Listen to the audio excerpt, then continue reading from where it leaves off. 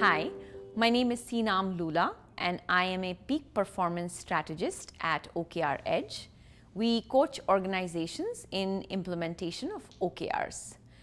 A common question that organizations have is, how many objectives do we really need?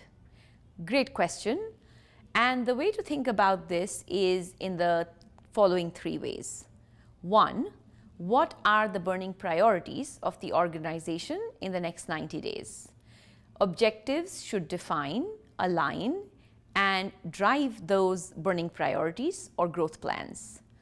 Number two, objectives should include everyone. So let's say, for example, you are a B2B commerce platform and your burning priority is to launch. Your objective might be go to market as the platform for small businesses to connect digitally. Now, your key results might end up being focused on sales, marketing, and product development. But that should not lead enabling teams such as HR to believe that they don't need OKRs. Because the whole point of OKRs is to achieve cross-functional alignment and accountability. A key result that could change that is 0% people attrition. It logically makes sense because to launch a new product, you need to have all hands on deck.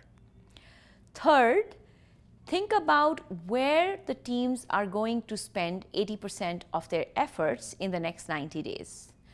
Oftentimes, organizations write grow objectives, but run objectives are equally important.